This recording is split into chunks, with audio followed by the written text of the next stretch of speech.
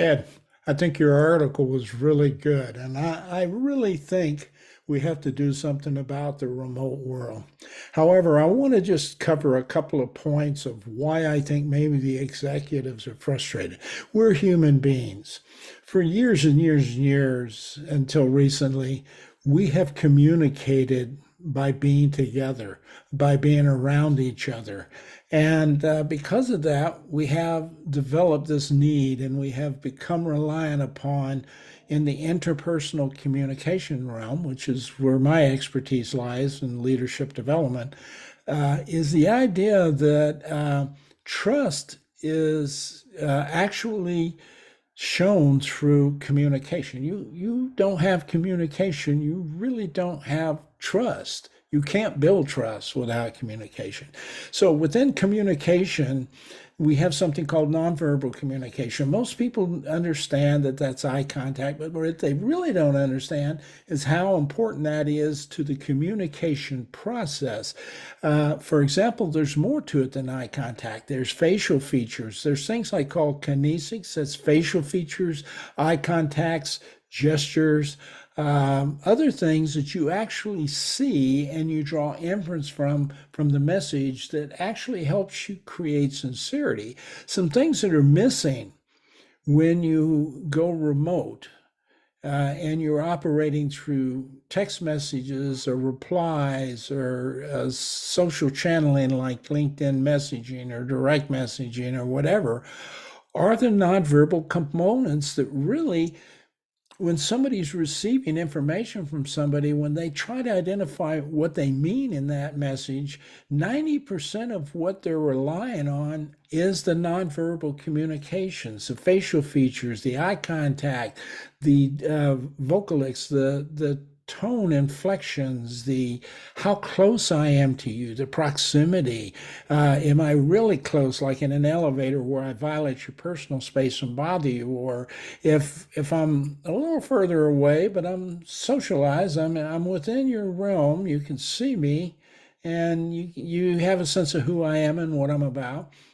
Or I'm totally distanced from you and I'm gone and you can't see me at all like you are in remote, you become a distant. You become a distance. I find it harder to read you.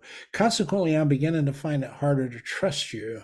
And the other factor is touch. There are times where when you shake hands with somebody, or if somebody has a problem, you reach up and touch them on the shoulder and show them empathy.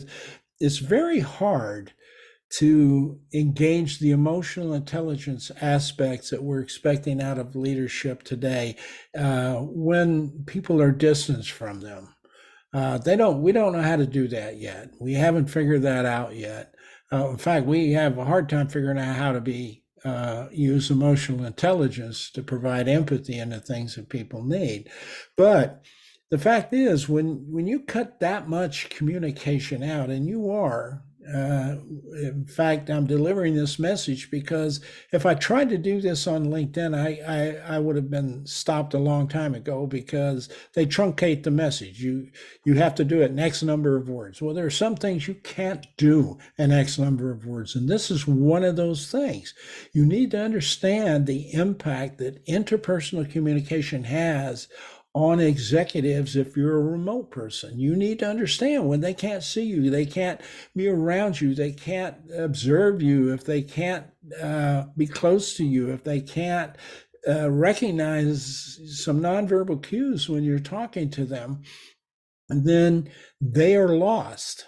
They are lost. They begin to wonder what's going on, and that it truly impacts their trust in the individual.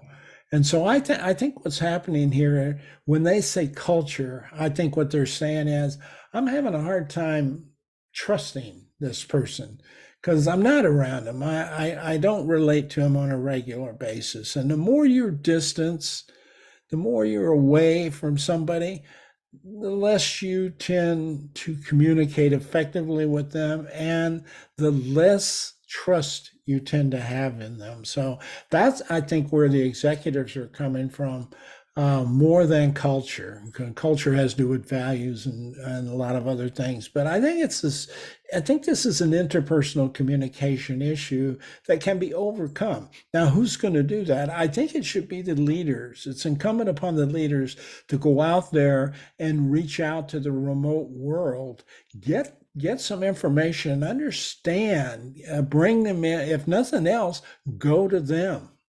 If there's a group that's close together, go to their territory and sit down with them and find out their needs and what the issues are and how they think you might be able to resolve this. And also, the remote people need to understand this kind of conversation needs to take place. You can't just say, trust me.